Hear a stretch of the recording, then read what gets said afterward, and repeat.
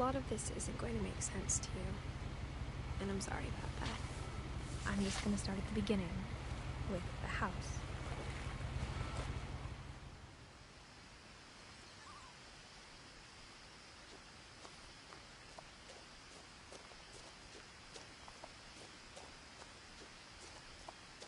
I lived here until I was 11, but I wasn't allowed inside half the rooms.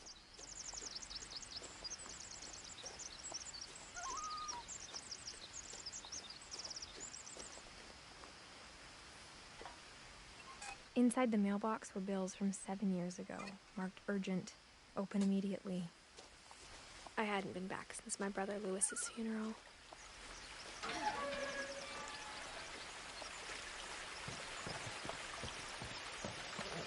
In her will, my mother left me a key, but didn't tell me what it unlocked. Maybe she thought I'd know, or she thought that the mystery would be enough to bring me back.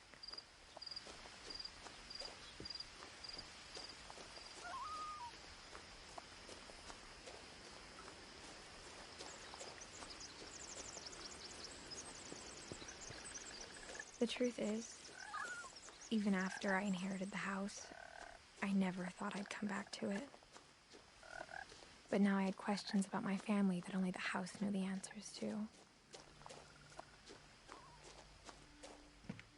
The woods around the house have always been uncomfortably silent, as if they're about to say something but never do.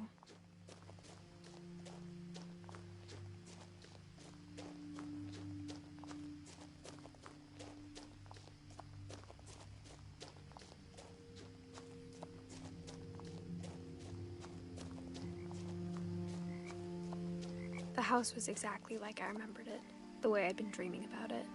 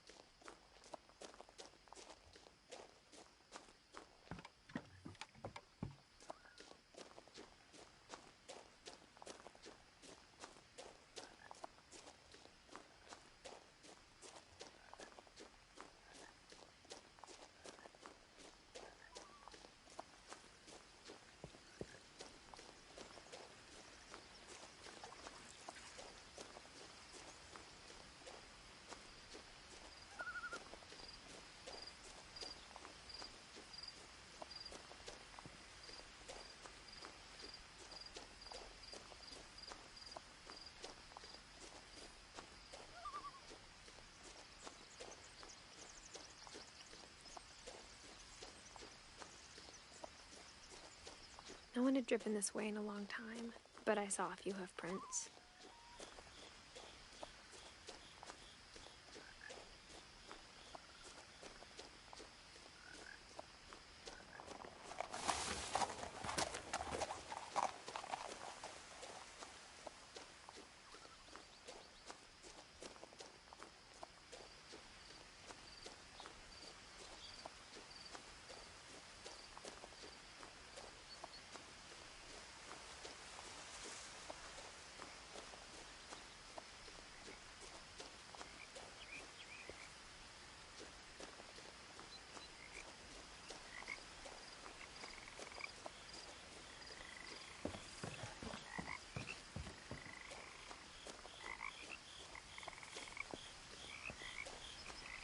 As a child, the house made me uncomfortable in a way I couldn't put into words.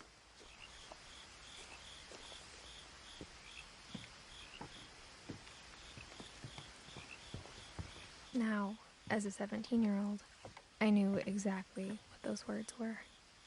I was afraid of the house.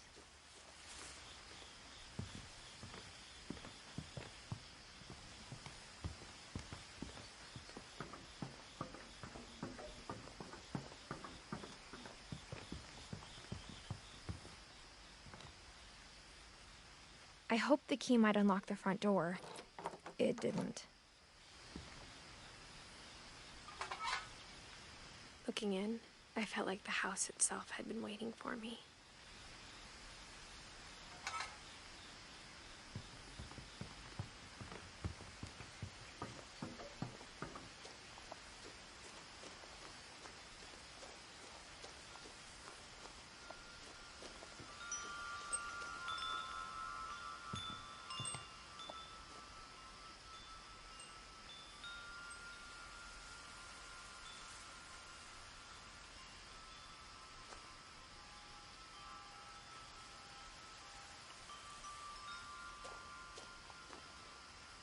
The house felt like it had always been here.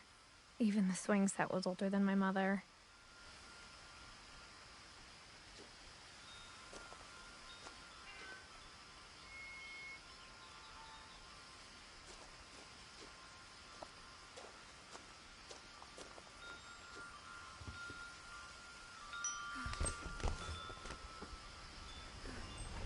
Crawling through the doggy door used to be a lot easier when I was 11.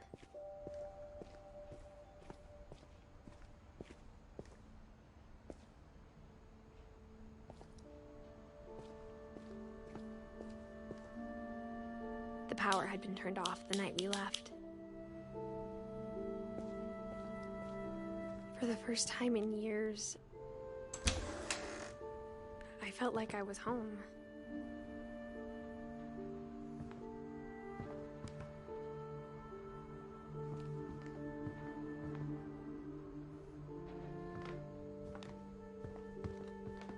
But instead of a family, there were just memories of one.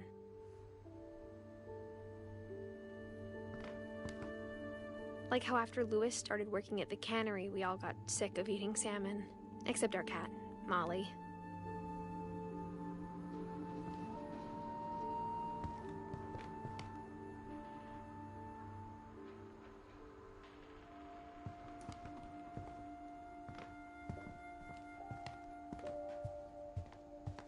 The table was still a wreck from the night we left.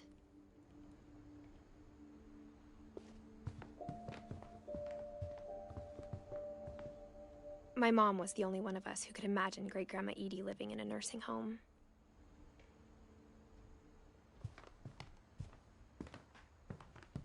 Nothing in the house looked abnormal. There was just too much of it, like a smile with too many teeth. Even the fireplace had a story.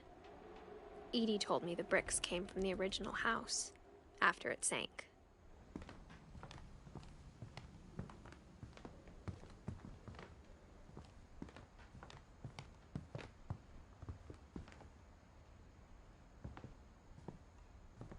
Mom always told me to stay out of the basement, so I wasn't too surprised when the key didn't fit.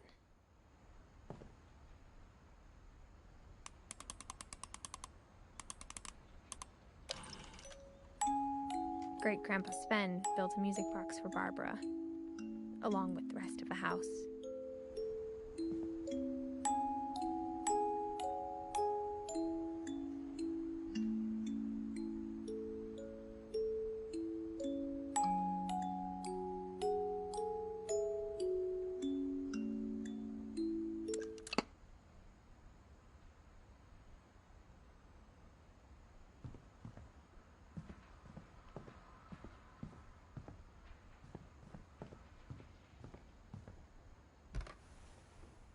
Edie told me once that every Finch who ever lived is buried somewhere in the library.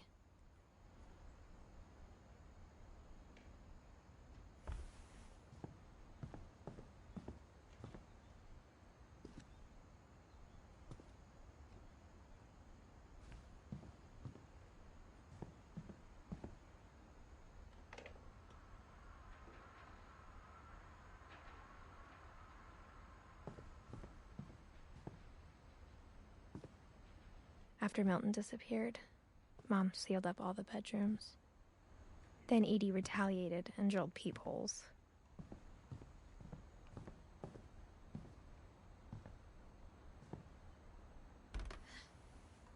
The last time I was in Edith Sr.'s room, I was 10 and she was painting my portrait.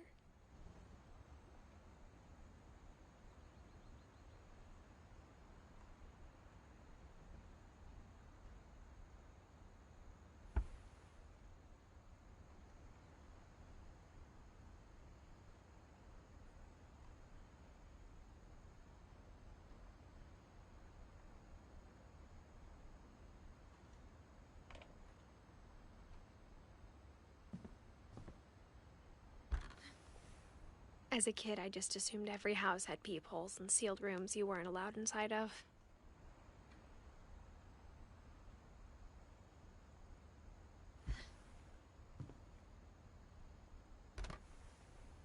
My Grandpa Sam spent 7 years sharing a room with his dead brother, Calvin.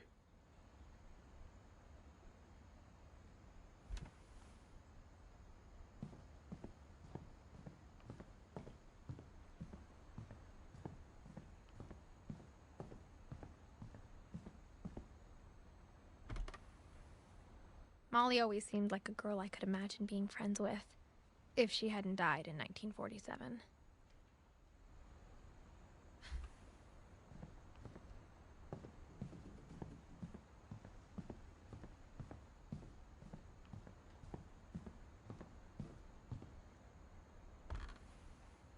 Barbara was a child star for 2 years, until America grew out of it.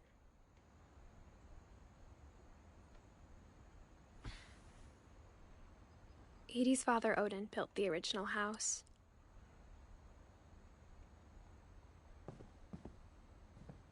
Whenever people ask me about my family, the first thing they always want to know about is Barbara. Mom must have locked the 3rd floor stairs on the night we left.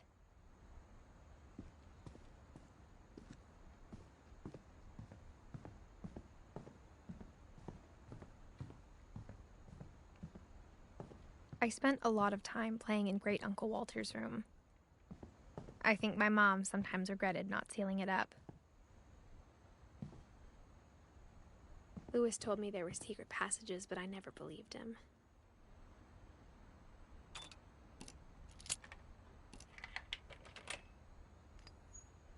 Turns out, my mom was really good at keeping secrets. Now it was time to find out what my mom had been afraid of.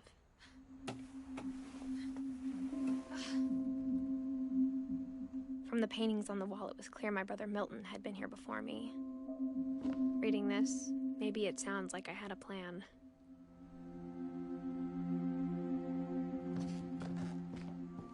But I had no idea what was behind that door.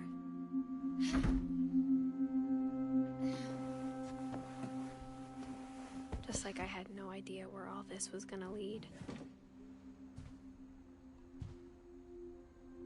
I grew up looking at Molly's room through the peephole. Molly's gerbil had a tiny bedroom with its own even tinier gerbil cage.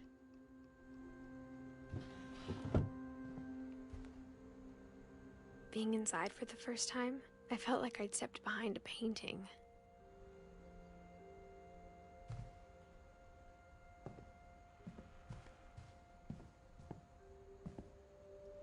I got the sense Edie had spent a lot of time here, before my mom sealed the doors.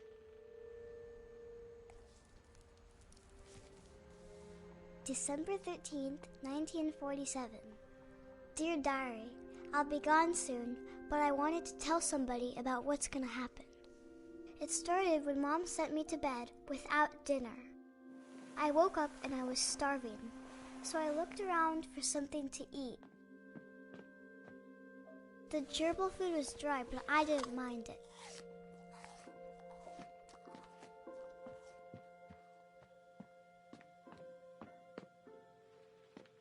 I thought about eating Christopher, but I held back.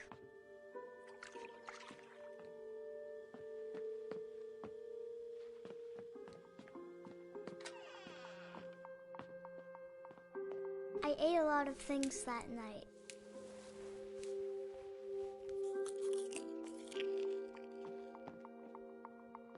I kept eating and eating.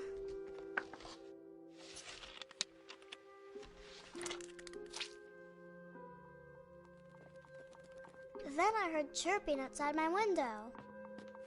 It was a barn swallow going back to her nest. I reached out for her.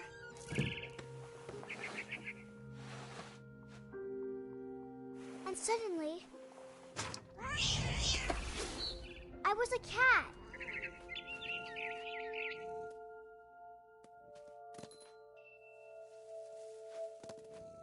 I tried to be quiet, but the bird was really scared.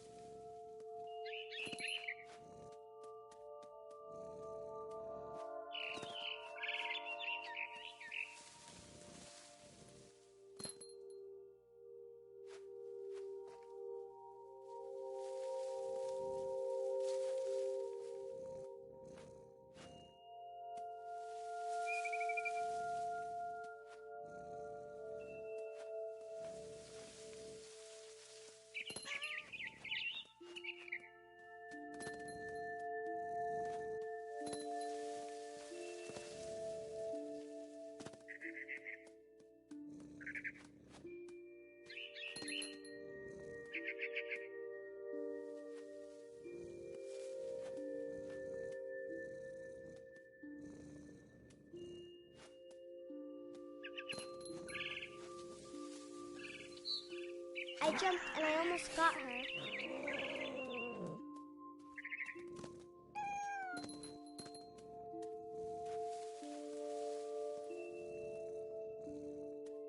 I could tell she was getting really tired.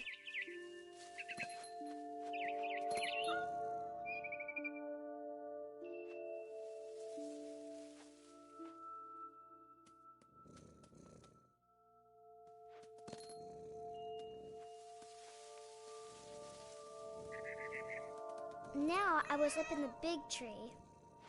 I promised Dad I wouldn't climb it anymore. All I cared about was eating that mama bird.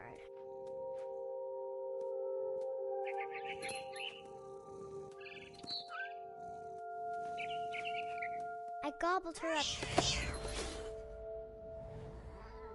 And suddenly, I was an owl.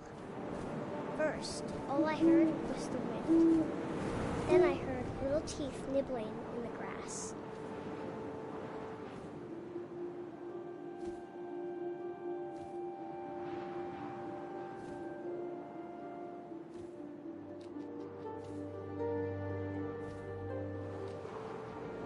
Rabbits.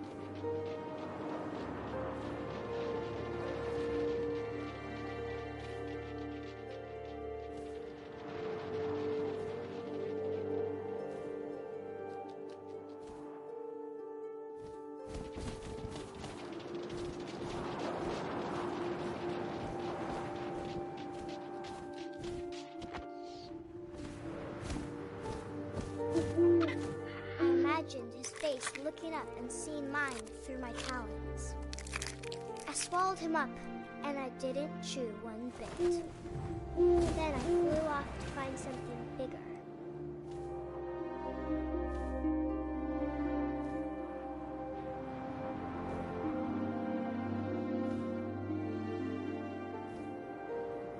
A mama rabbit.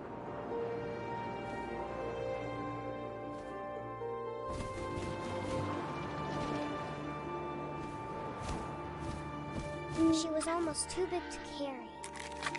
I started choking, but I couldn't stop eating. And suddenly, I was a shark.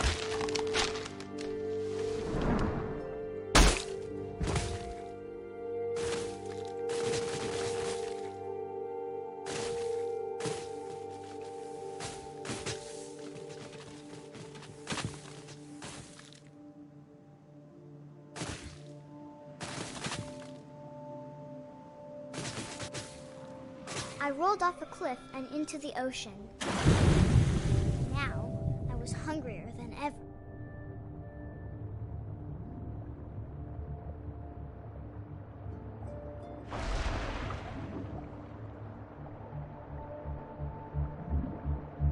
I wanted fat, juicy seals.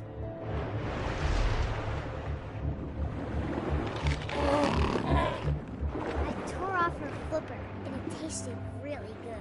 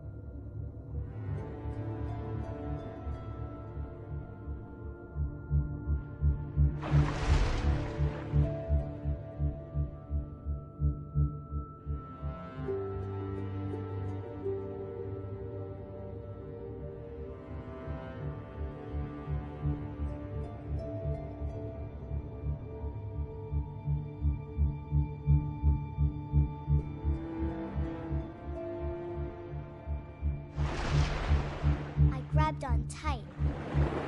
But I was so hungry, I jumped out of the water. When I opened my eyes, everything had changed. Now I was a monster with the smell of people everywhere.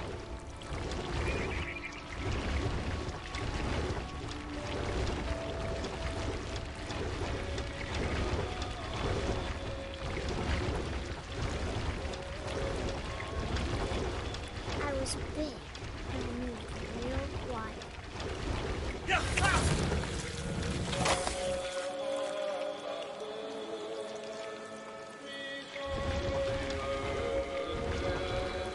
I wanted to stop, but also I didn't.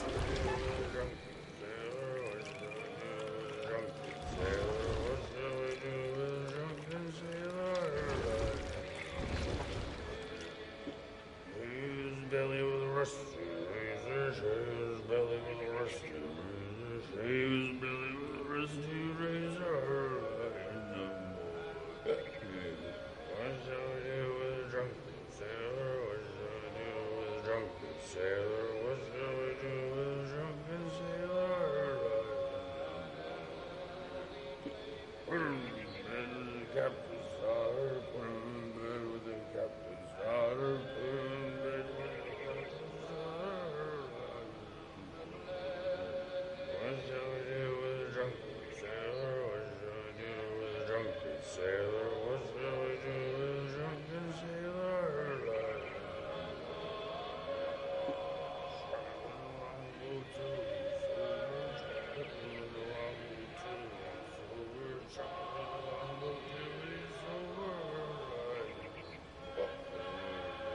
What shall we do with a drunken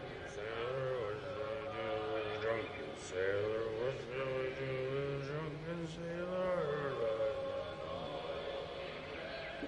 Put him in the scuppers with a hose pipe on him. Put him in the scuppers with a hose pipe on him. Put him in the scuppers with a hose pipe on him.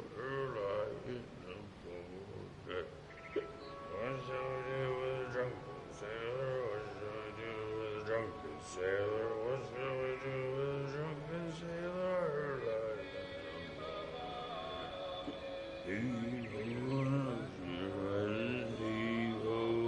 She rises, he goes up, she rises in the morning.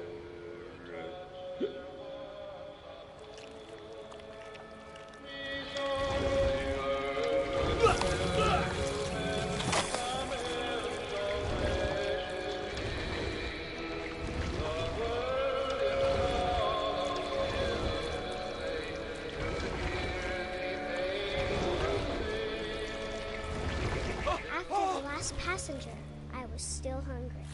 And across the water, I smelled something new. Something I had to have, so I swam towards it.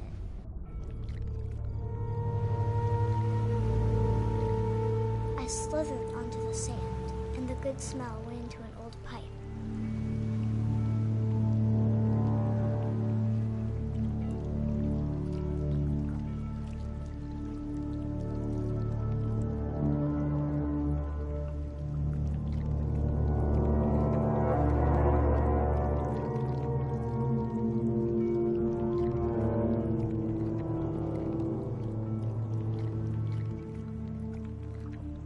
I got closer and closer.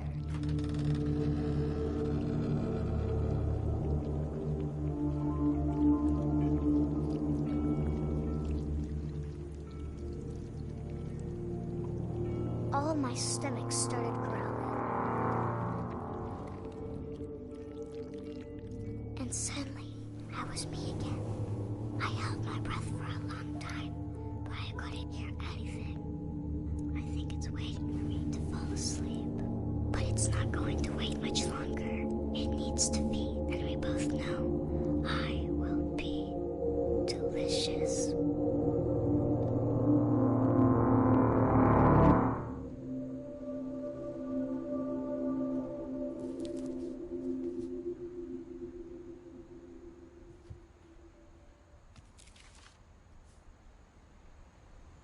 I'm not sure if I believed all of that, but I'm sure Edie would have.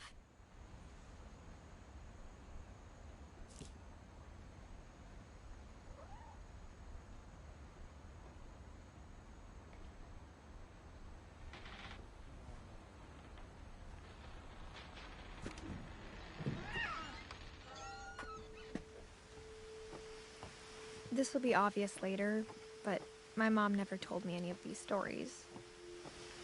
Edie would have, but Mom didn't like bringing up the past. Though, when we adopted a stray kitten, she was the one who named it Molly. I spent a lot of time in Great-Grandma Edie's room. Edie gave a big interview about a mole man living under the Finch house. My mom was furious.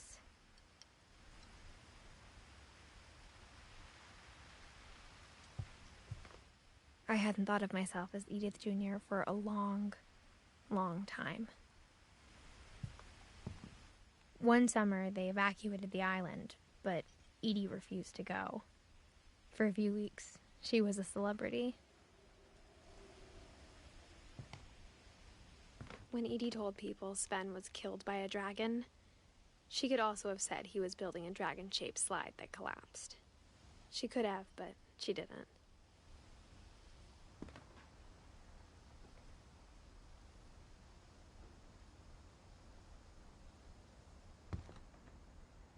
Even in her 90s, sometimes Edie seemed a lot younger than my mother. Edie knit me a new pair of gloves every year, just in time to replace the old ones. Louis died a week before we left, but Edie had already started to memorialize him.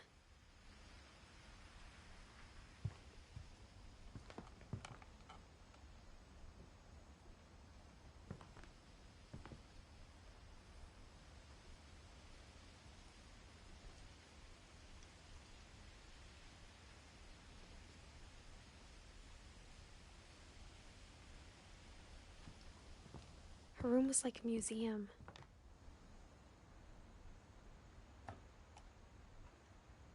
For 500 years, the Finches have been famous throughout Norway for their fortune and misfortune. Odin Finch buries the latest victims of the family curse, his wife Ingeborg and their newborn son, Johan. On January 7th, 1937, he set sail with his family and his house, hoping to leave the curse behind. But 40-foot waves off the coast of Washington send the house and Odin to the bottom of the sea. Odin's daughter Edie, with husband Sven and baby Molly, step ashore on their new home, Orcas Island. Odin Finch is the first to be buried in the new family cemetery. His daughter Edie is already dreaming of a new Finch house.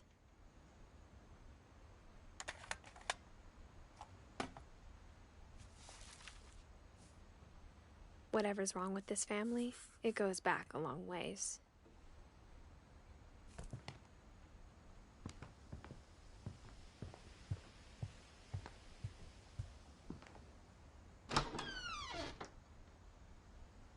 The only trace Grandpa Sam's first wife Kay left on the house was the pink bathroom.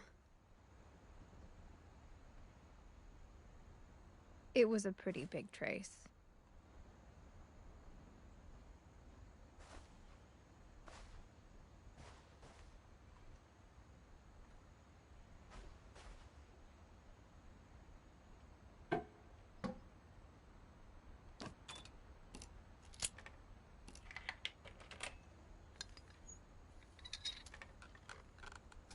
There's a secret in this bathroom. It's in the last place you would look. It isn't in the cupboard. It's hidden in this book.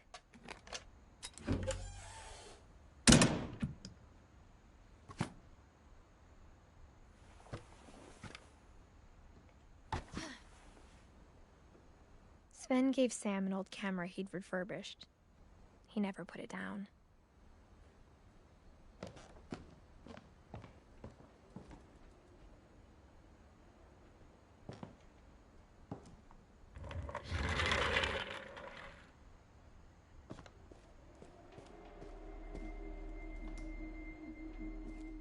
I knew Grandpa Sam had a twin, and that he never talked about him. I guess my grandpa didn't like history any more than my mom did.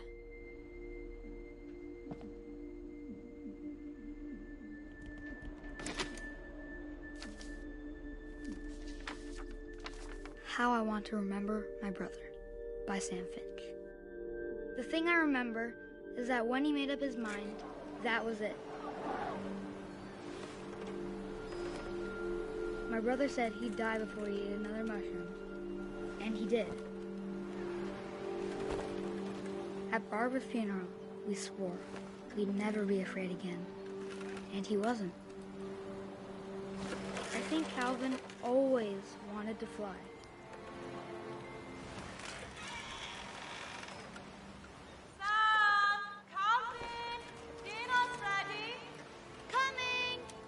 But that day, he finally made up his mind to do it. I told him going around was impossible. Maybe if I hadn't said that.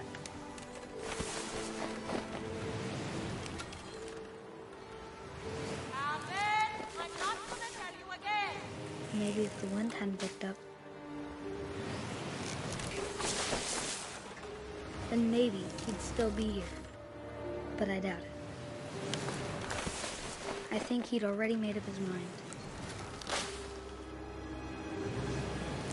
That's what I want to remember about my brother.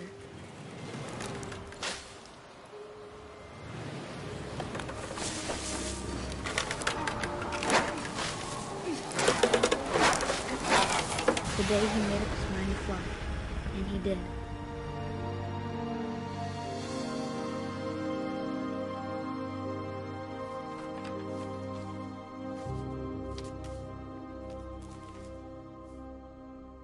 Calvin's story felt strangely familiar. When I was younger, I remember trying to do the exact same thing. After the funeral, Edie roped off Calvin's half of the room. Mom said Grandpa Sam enlisted at 18 and never set foot in the room again.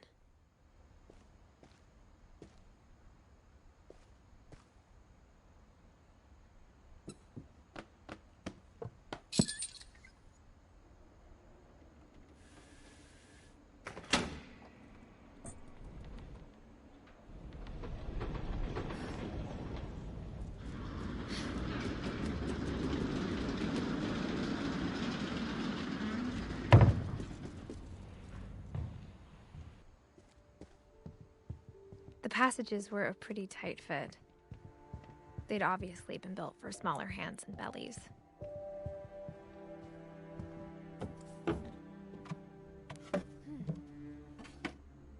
Growing up, I always thought of Barbara as a child star. I never thought about how hard it must have been for her afterwards.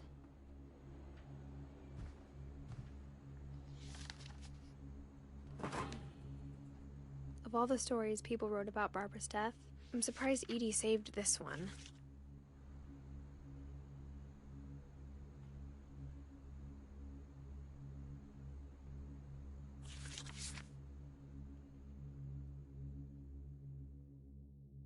Old Jack here with another ghastly tale inspired by America's most unfortunate family. I'm calling it The Surprise Ending of Barbara Finch. As a child star, Barbara was famous for her scream. Now at 16, she was all washed up. A has-been. But in a lucky break, she'd been asked to perform her signature scream at a local convention for monster movie fans. It was just the boost her career needed. Unfortunately, her scream hadn't aged well. Getting better. I think you just need the right motivation. Her biggest fan and current boyfriend, Rick, was about to demonstrate when... Now that was a great scream. It was Barbara's father, Sven. He'd slipped into a table saw and had to be rushed to the emergency room. So Barbara got stuck babysitting her youngest brother, Walter. Her convention comeback was cancelled. Okay, I'm hearing frustration, but I'm not hearing terror. What if I tried... A gang of hoodlums in Halloween masks have been terrorizing Orca's Island tonight. Police are urging residents to... That came from the basement. You're right! Also, I loved your delivery on that. Why is your basement door locked? Because my dad likes making puzzles and secret passages. There's a key hidden in the music box. The secret is to keep winding and winding until finally the key pops out. Thanks, babe. I'll be back in a sec. 20 minutes later, Rick hadn't returned. So Barbara went to look for him, right on cue.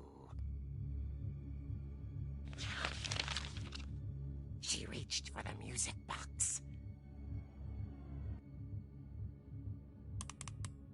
And as she wound the key, she listened for Rick, but the house was silent.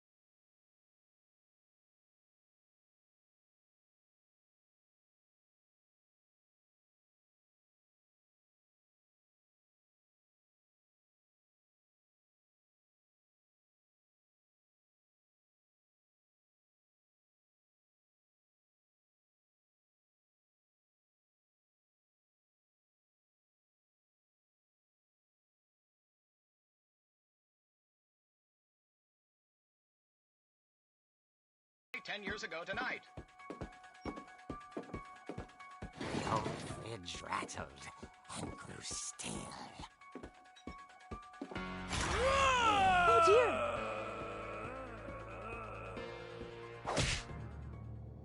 Oh! Rick? Barb, relax. I was just trying to scare you to help you find your scream. Well, I'm not scared, Rick. I'm furious. Then act furious. All I'm getting from you now is that you're hurt and confused and you... She threw him out, but she kept a little something to remember him by. Barb, have you seen my other crutch? And she was still holding it when she fell asleep watching the late picture show. Hours later... Barbara! Walter, what's going on up there? Ah!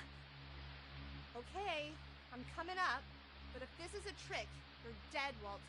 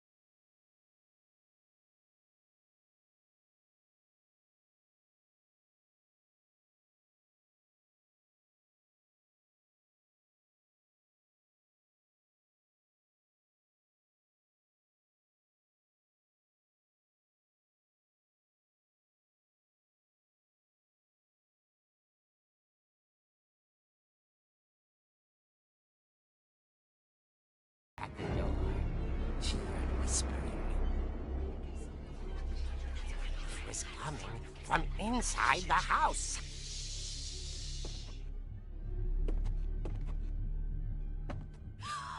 Oh dear.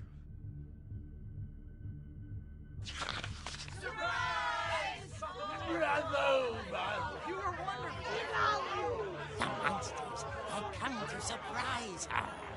For Barbara, it was a dream come true.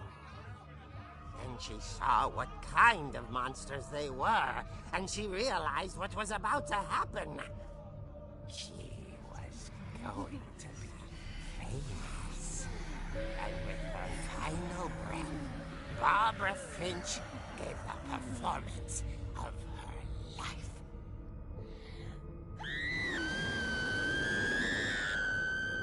I wasn't there myself, but I hear Barbara was magnificent. Poor girl. She had a taste for stardom. But unfortunately, so did her fans. Of course, the police blamed it all on poor Rick, who disappeared the same night. And little Walter, hiding under his bed the whole time.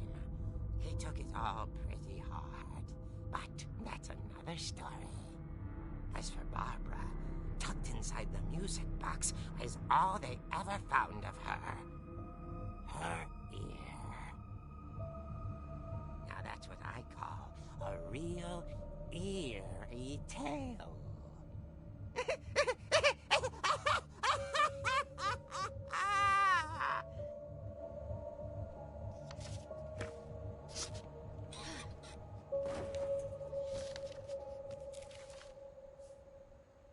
Edie told me all Barbara wanted was to be remembered, as absurd as that comic was.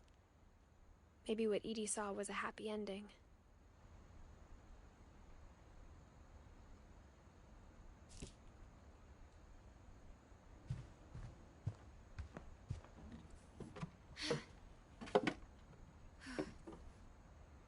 I guess now I know why Mom didn't like me playing with the music box.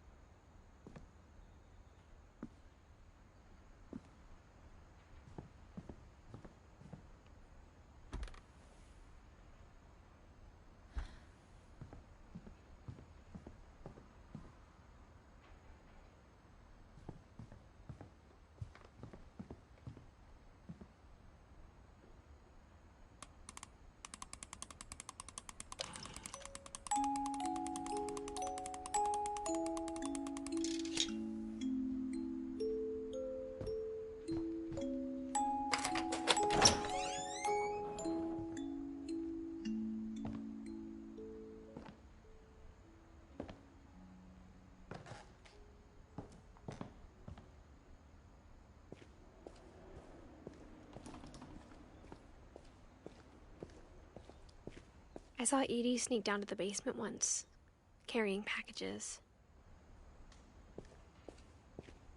I thought maybe she was hiding presents. It turned out she was hiding a lot more than that.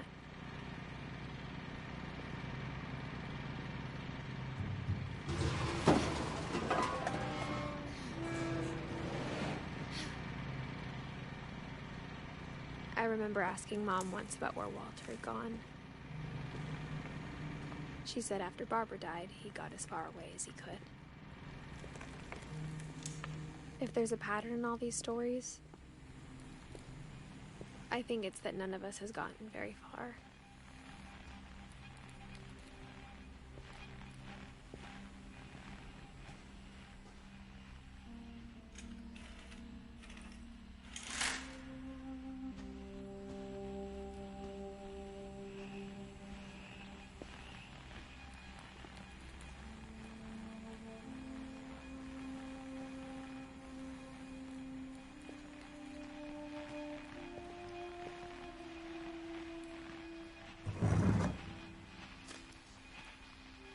Goodbye, everyone. I can't believe I've been down here for 30 years. On that first day, after the shaking started, I didn't think I'd survive a week.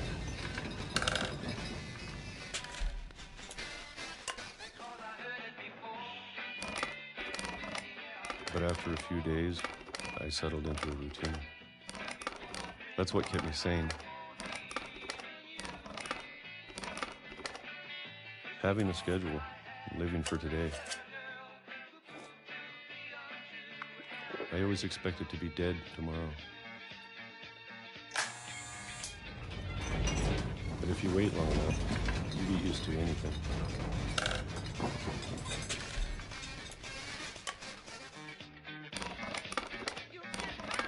Even a monster on the other side of the door starts to feel normal. Almost friendly.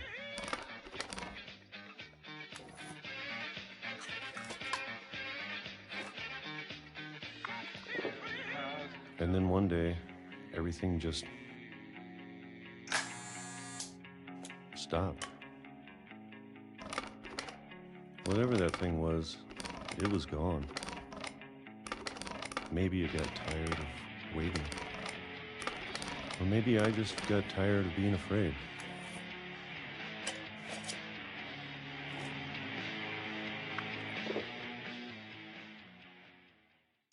It's been a week now, the longest in 30 years.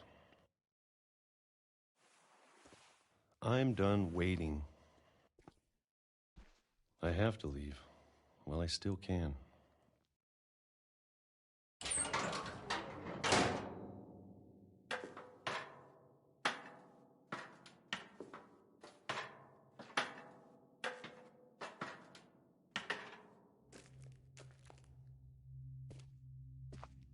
I know it's out there somewhere.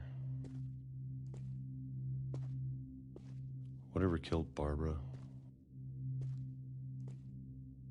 and Molly and Calvin.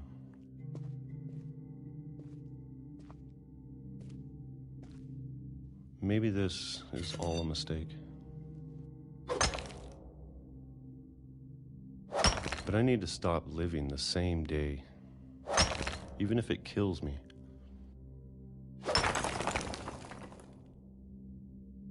Whatever's out there, I want you to know I'm ready for it. I'm going to appreciate all of it, especially the food. I don't mind if I only have a year left, or a month, or a single week. I'd be happy with one meal a day. I can already imagine the sun on my face.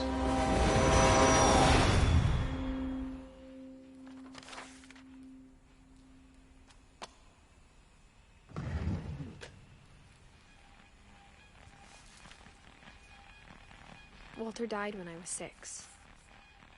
I can't believe my mom never told me he was down here. I'm sure my mom was trying to protect me.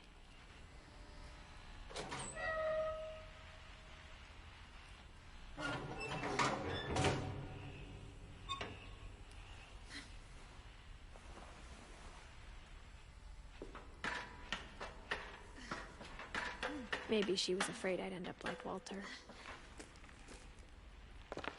But if she never told me about an uncle under the house, I can only imagine what else she was hiding. I don't want to make the same mistakes she made, trying to bury something that's still alive.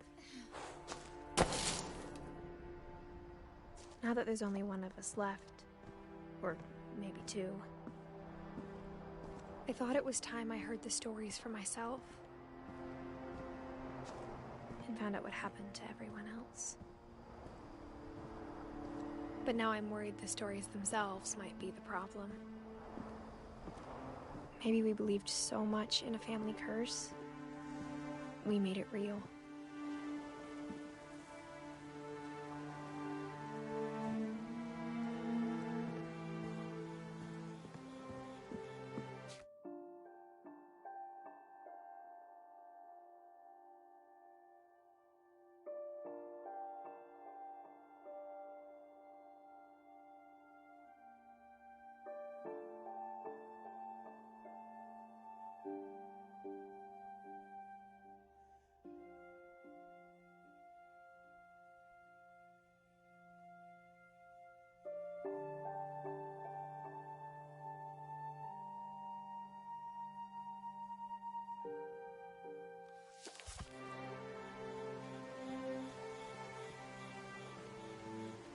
I don't know if I should even be writing this.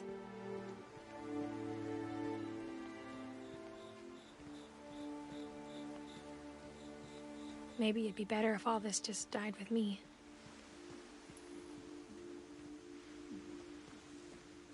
But I thought you should know about your family.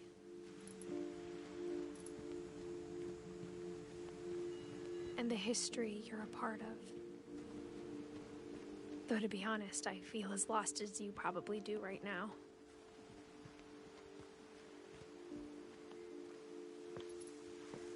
I think the people in these stories believed them, for what that's worth.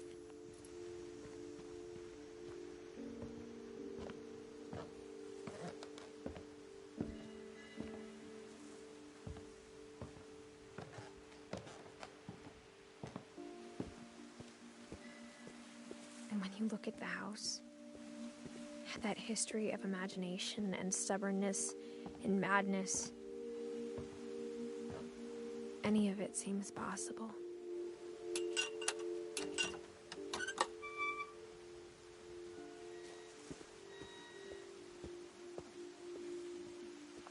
I think we've been surrounded by death for so long, we've just gotten used to it. What kind of family finishes building a cemetery before starting the house?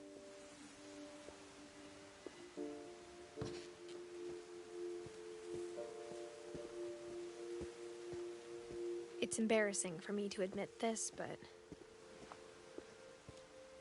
the pet cemetery made me more uncomfortable than the human one.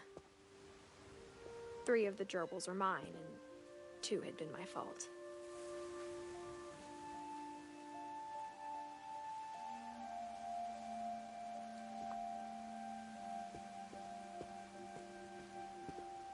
Sven built the house, but it was Edie who designed the cemetery.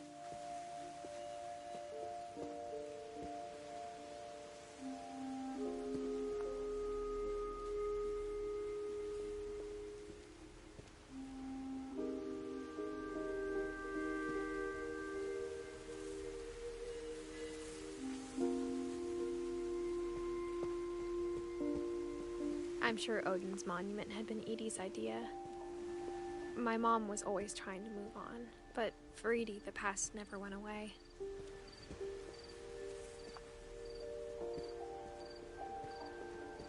She could see it poking out of the water at low tide.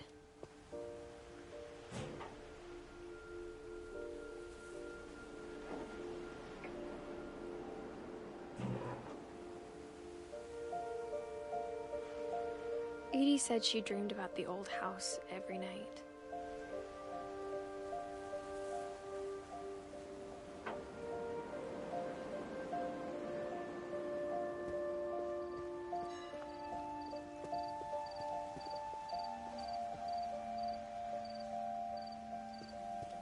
Edie's side was always easier for me to understand. But the older I get, the more I can see where my mom was coming from. Her dad had been pretty strict, but it wasn't enough to save her brothers. She was just trying to do better. She lost 2 of her brothers, just like I did. I get why she tried so hard to protect us. We never found Milton's body, so my mom insisted we were putting up a monument, not a tombstone.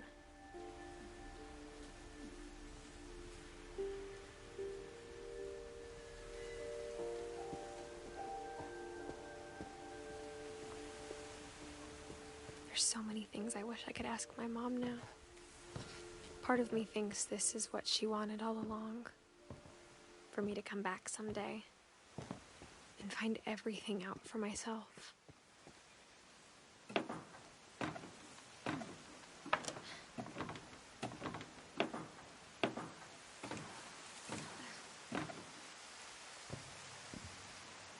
But looking back on it now,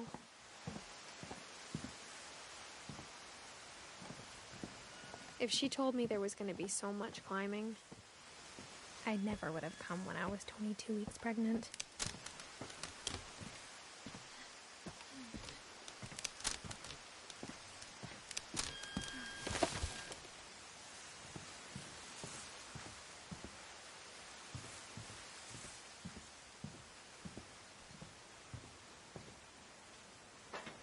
I never met Grandpa Sam, but I think he and my mom had a lot in common.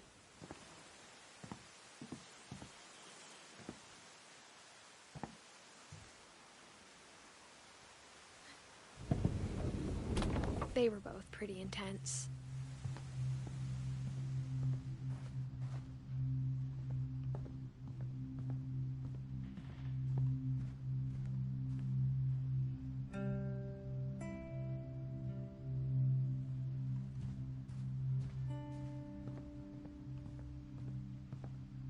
Instead of hiding from death, Sam seemed to go out of his way to meet it. Sam spent his life shooting photos, but Mom said he got nervous being in front of the camera. I guess we're all afraid of something.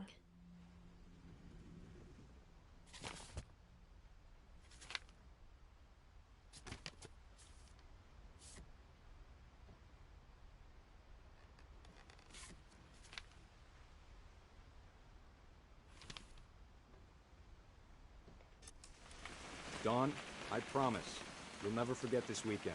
Yes, sir. He's perfect. It's gonna rain the whole weekend, isn't it?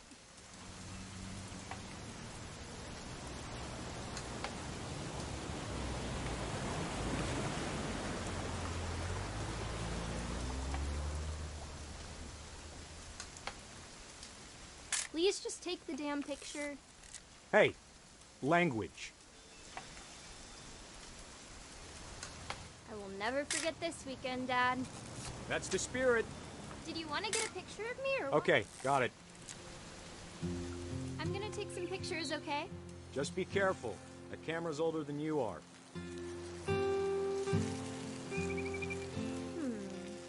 Definitely should. Hey! That's a keeper. I'm just saying, I'm not always gonna be here, Don. You'll need to remember this stuff, if you want to survive. I'll be fine, Dad. You know who else thought he was gonna be fine? Some guy who died. Don, I'm being serious. I know, Dad. You're always serious. Doesn't being out here make you want to chill out? Well, to tell you the truth, I haven't been out here in 20 years.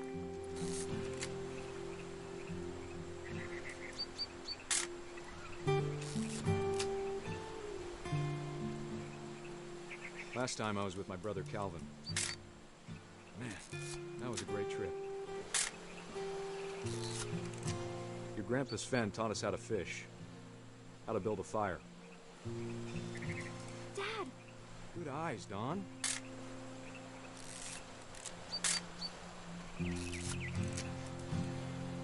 Before you take the shot, let me get a picture of you. Dad, Let me get behind you. Do I have to do this? Don, you don't have to do anything. Great shot, Don!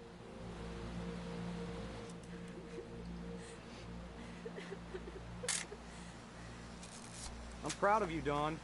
Always remember that, okay? Dad, it's twitching. I think That's it's totally so... normal, Don. Just focus on the camera.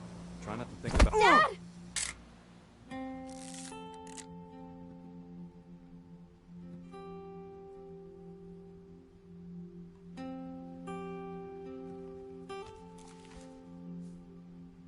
of all these stories, that's the one I wish most that my mom had told me.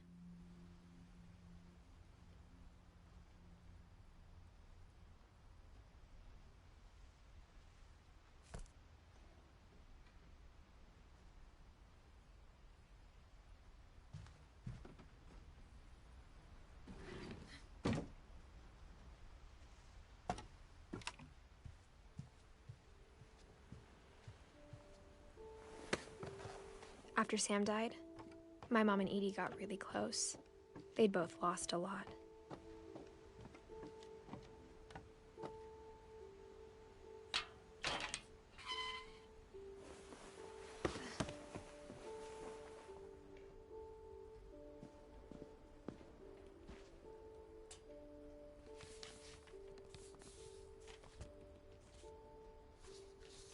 Dear Kay, do you remember the way Gregory used to laugh when he thought he was alone? Like, Something funny was happening, but only he could see it.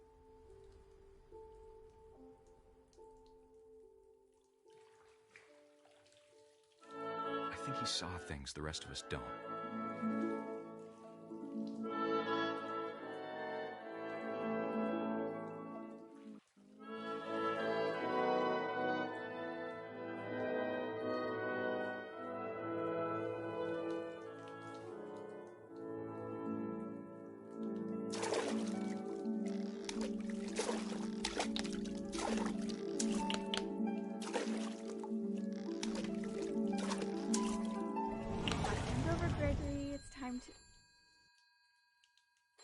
Hold on, sweetie.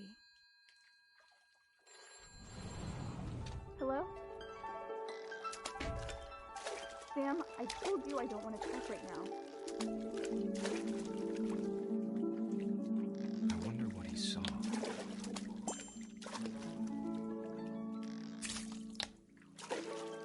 What his world was like.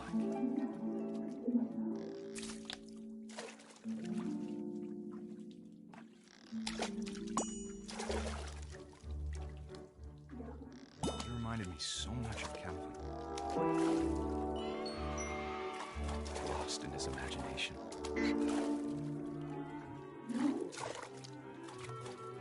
Whatever it was he saw.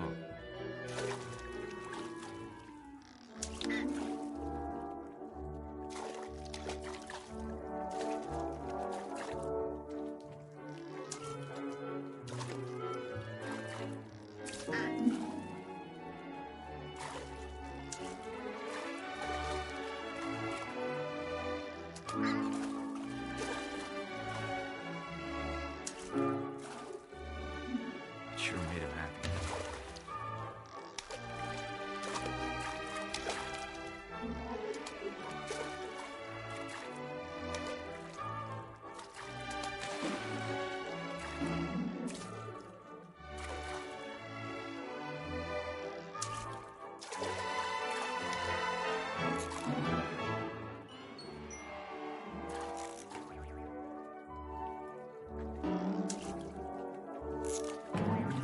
I know how silly it sounds.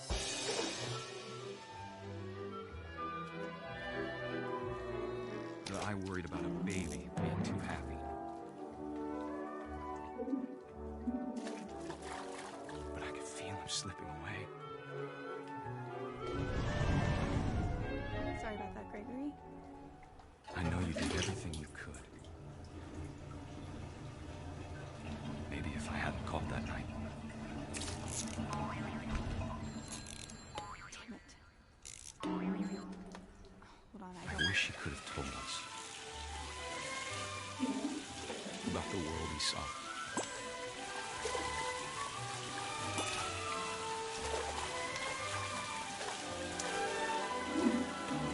There's so much I don't understand about Gregory, about everything.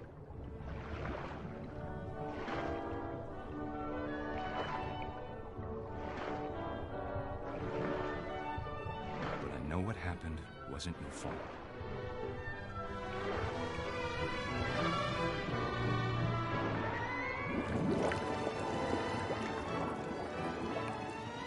I'm sure he's happy. And he'd want you to be happy too. Good luck, Kay. Love, Sam.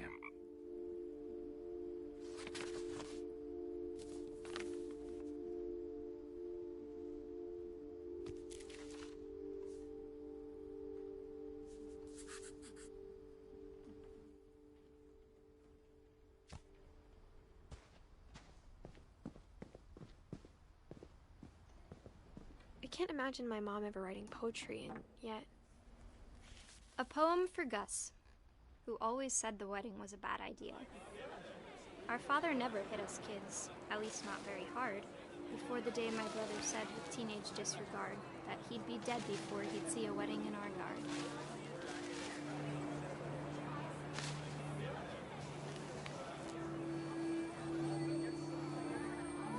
My father made him come, of course, but Gus stood far apart, just flew his kite and bottled up the storm inside his heart.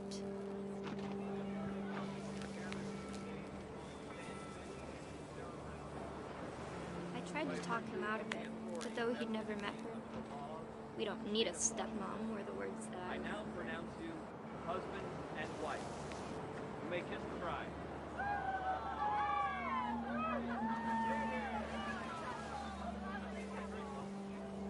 When the time for photos came, Dad ordered him to come here. But Gus declined, and as a sign held up his middle finger.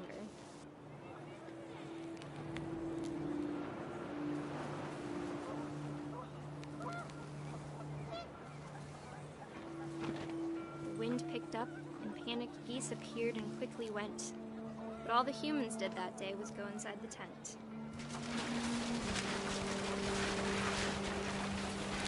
The rain came down in buckets then, but no one seemed afraid that nature might destroy the tent our dad had crudely made.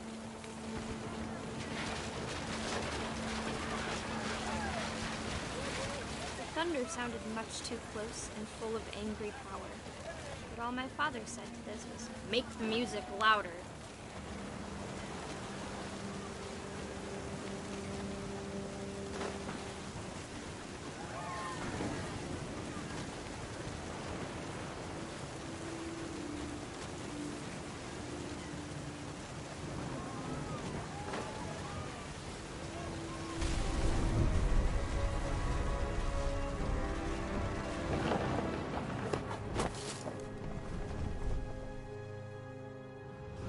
I wish that I could truly say I thought about you on that day. Out there on the beach alone, just you, the wind, the sea, and foam. But I didn't, until we found you.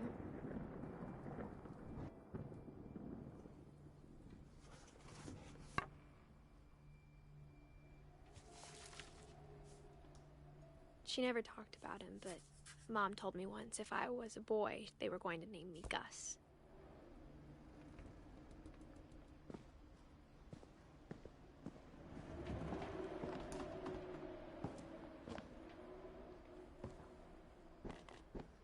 My mom moved up to the loft after her brothers died. At the time, it was as far away as she could get.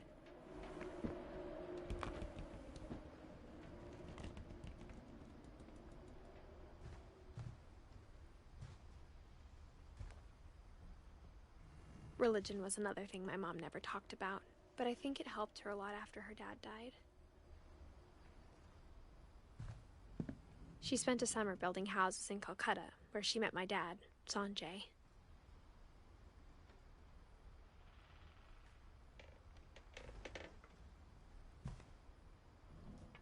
My mom moved to India a week after graduation and got a job teaching English. Louis was born a year later. When my dad died, I don't think Mom knew where else to go. I'm sure Edie was happy to have her back.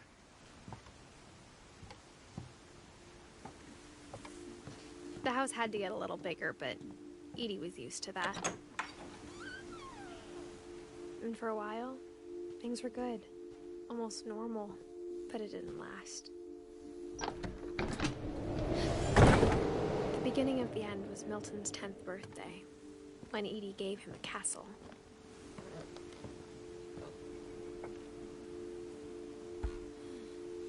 After Milton disappeared, the only thing he left behind was a room full of paintings.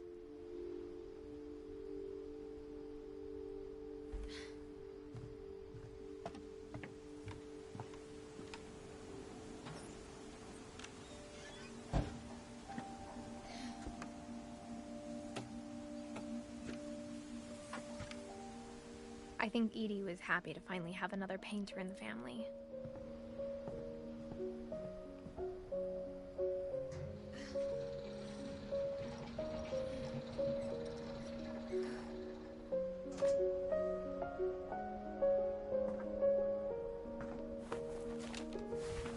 Milton Finch in The Magic Paintbrush.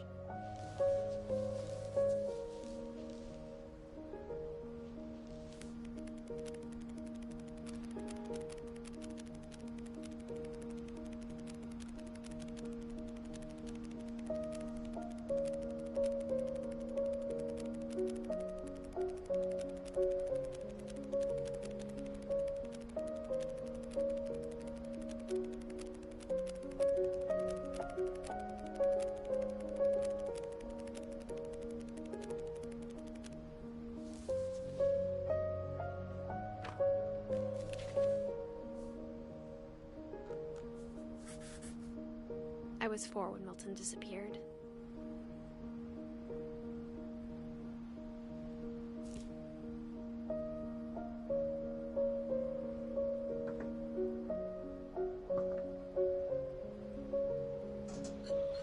Mom spent months searching for my brother.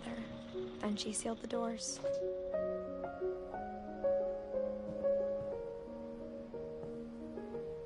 Whatever Milton had found in the house, Mom didn't want it getting out.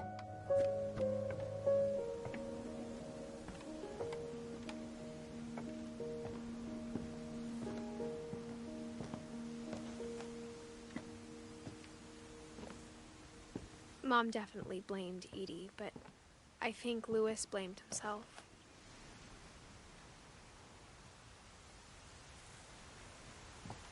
After he graduated, he just spent more and more time in his room, until Mom got him a job at the cannery.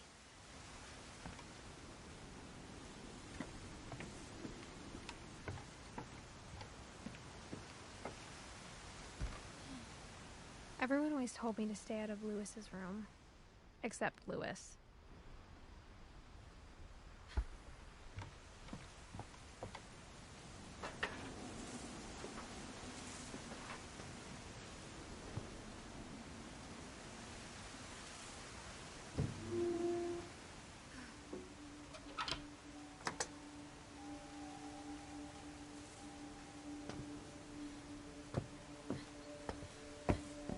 Louis's room smelled very, very familiar. That part of him lived on. Louis and I spent a lot of time playing games together, but he was surprisingly bad at them. He died a lot. He was so proud of being Indian. I think for him, it was a way to be something other than just a Finch.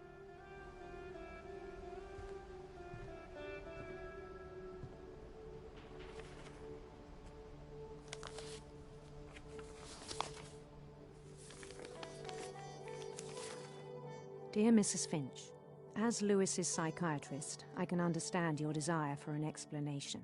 As I see it, the trouble began in January, shortly after we convinced your son to seek treatment for substance abuse. Newly sober, I believe Louis first noticed the monotony of his daily life.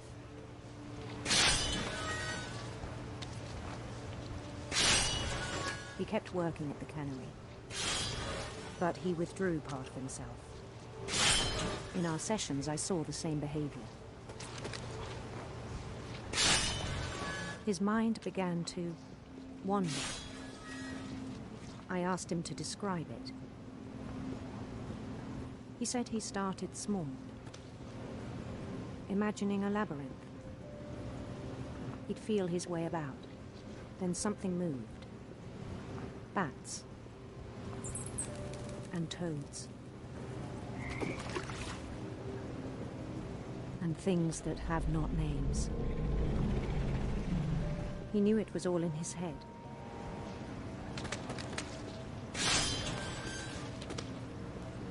But he took it very seriously. I had hoped he'd find himself.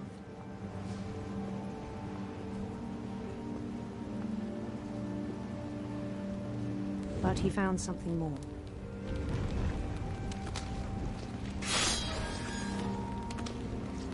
I worried about him then.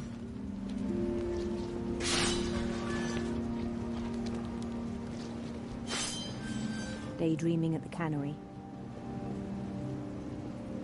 I spoke with his boss. But he said Louis had become a model employee. Methodical, tireless, focused. Like a whole new Louis. So I let him go on.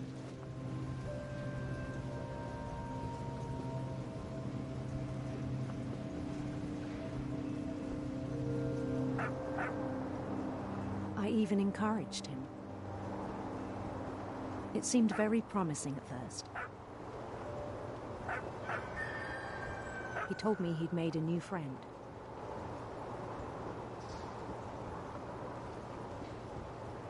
On the edge of a city he named Louis Topia. he built the city up slowly, brick by brick. Then he made musicians.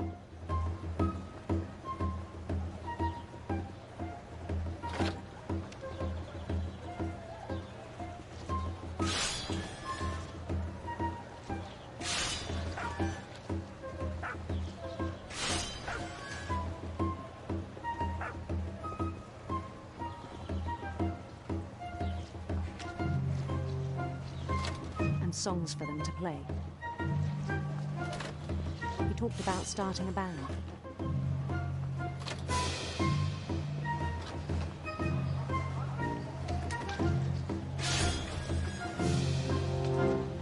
And he was always humming something. Every day his imagination grew stronger. He no longer spoke at the cannery. His chopping was as reliable as ever. Then one day it struck him that all the cheering crowds, even the stones under his feet, were all in his imagination, so he could do whatever he wished.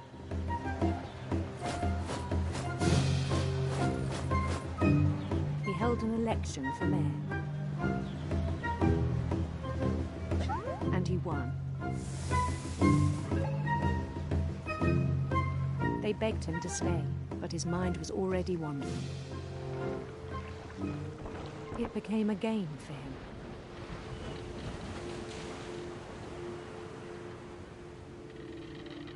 He'd conquer a city, then immediately push on. New Louisville.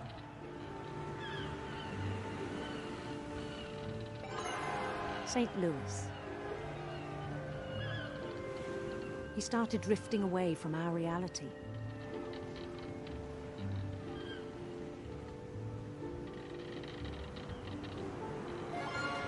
Minneapolis. Until one day he forgot to go home from the cannery. Even as his mother pleaded with him, part of Louis kept sailing on.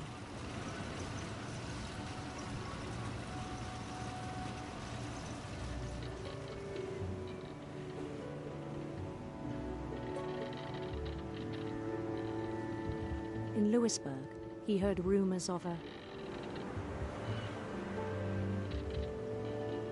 handsome queen.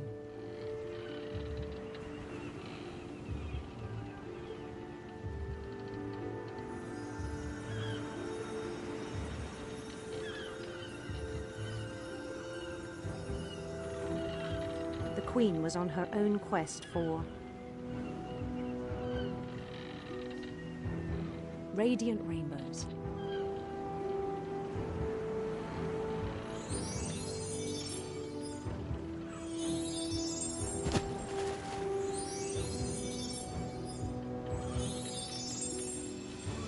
He followed the sound of her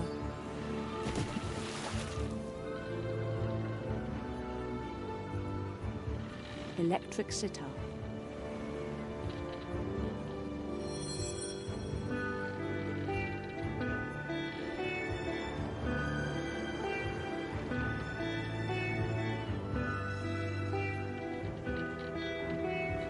His chase led him to a golden palace east of the sun and west of the moon. Even then, his logic remained sound. He knew the world was all in his imagination.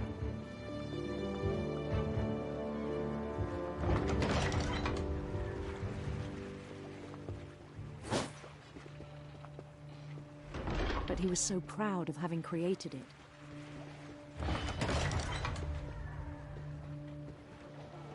In his own eyes, he'd become something greater than a king.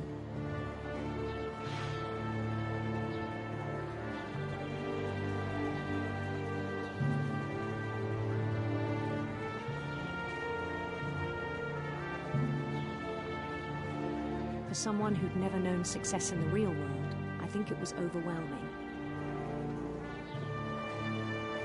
And then it struck him. that the real Lewis was not the one chopping salad, but the one climbing the steps of a golden palace.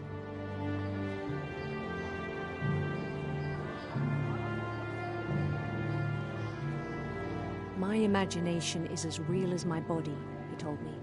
It was hard to argue with him.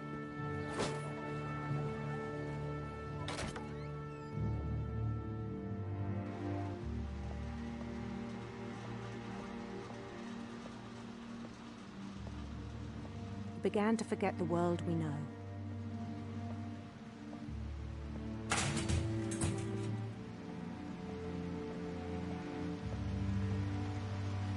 I think it pained him to remember Lewis, the cannery worker.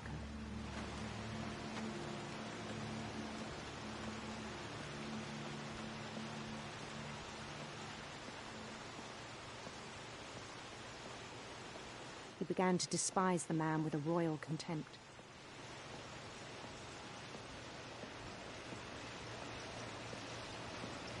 I still thought I could save him.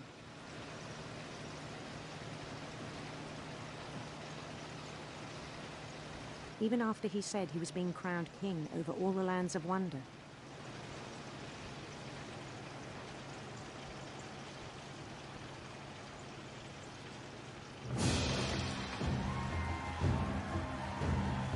The palace would be packed with his companions.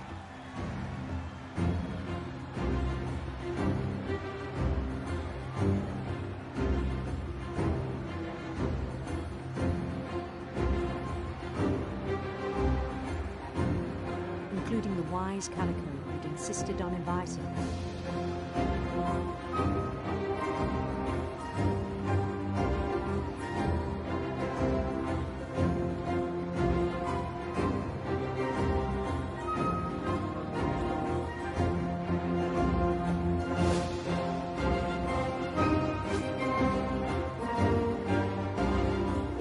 His queen waited, holding his crown.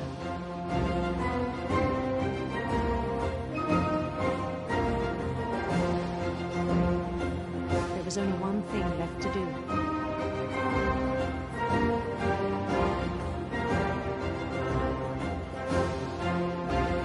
Bend down his head.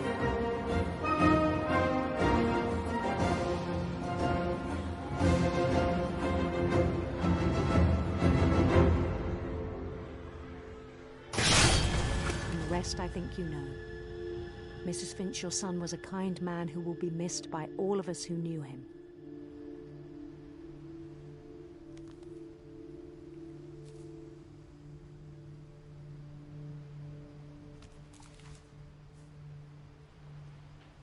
My brother was really cool. I wish you could have met him.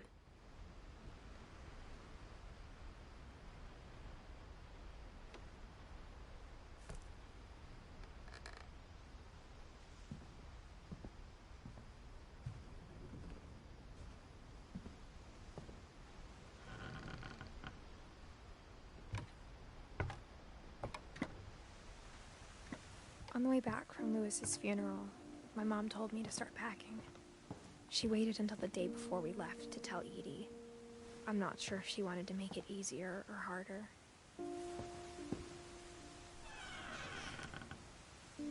I wish we'd stayed. But I understand why we left.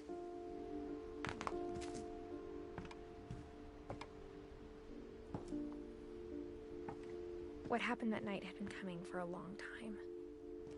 Maybe it should have come sooner.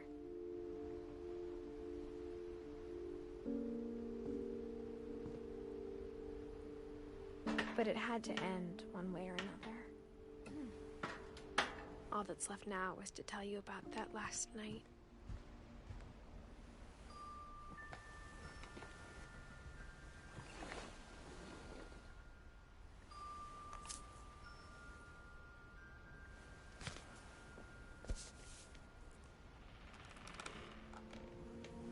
That whole last day, Edie just watched us pack and didn't say a word. Until supper, when she raised her glass and said, "To our final night together, and all our final nights apart." Grandma, You know what I said about alcohol. Some of your medications are very Edith, specific. I left a present for you in the hallway. Why don't you go open it? The grown-ups have to argue now. I'm sorry, you're right. We're all leaving tomorrow. Let's just enjoy our last... I'm not leaving. Edith, you're excused.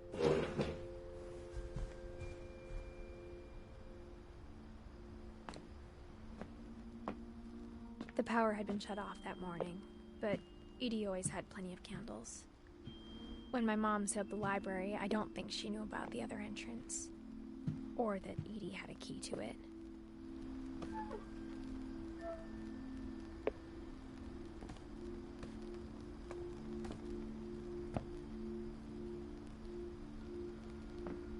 The thing you're afraid of isn't going to end when you leave the house. Edith has a right to know these stories. My children are dead because of your stories. I think it's best if Edith and I leave tonight. We'll have the nursing home send a van for you in the morning, okay?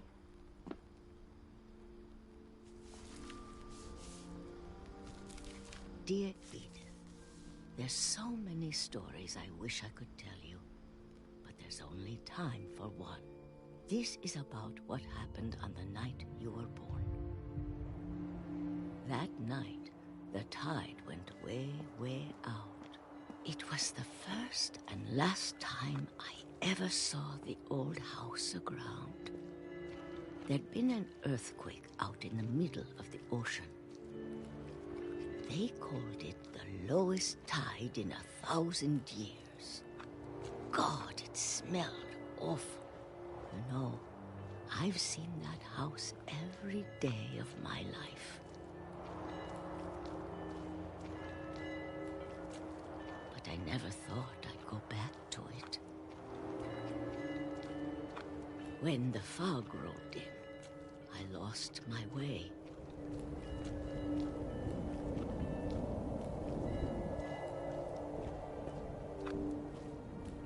I got turned around.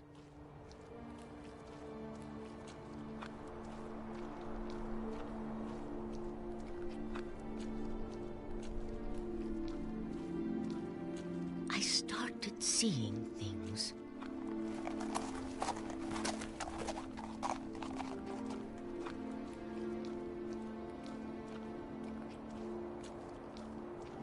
Things I'd forgotten had ever existed.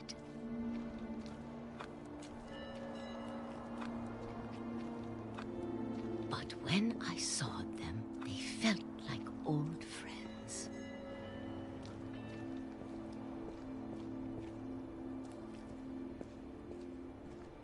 That night, a lot of things came back to me. Or maybe I came back to them.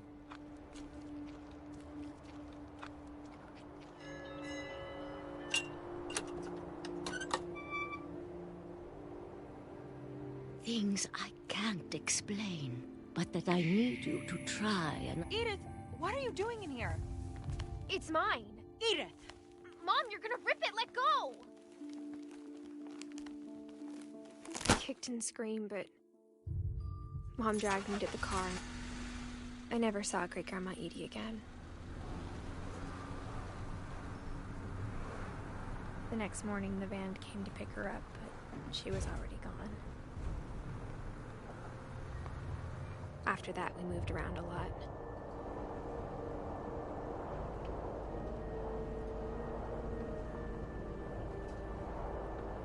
We both tried to make the best of it.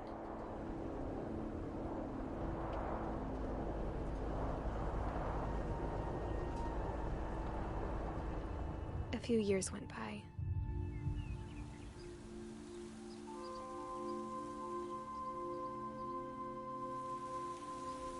My mom didn't like to talk about it, but she started getting sick a lot.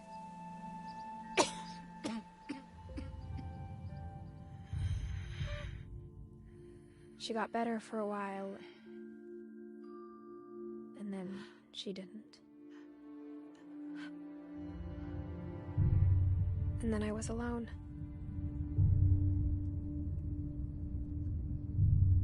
last Finch left alive.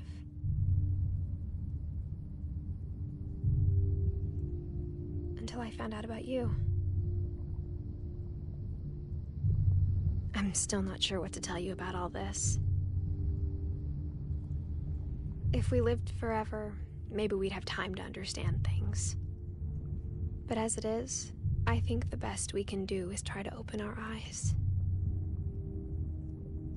And appreciate how strange and brief all of this is.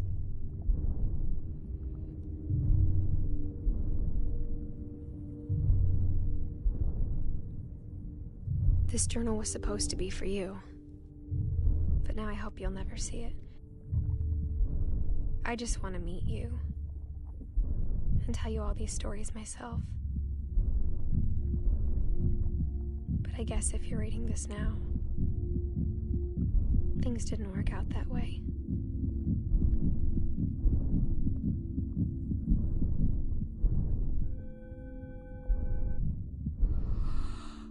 This is where your story begins. I'm sorry I won't be there to see it. It's a lot to ask, but I don't want you to be sad that I'm gone. I want you to be amazed that any of us ever had a chance to be here at all. Good luck.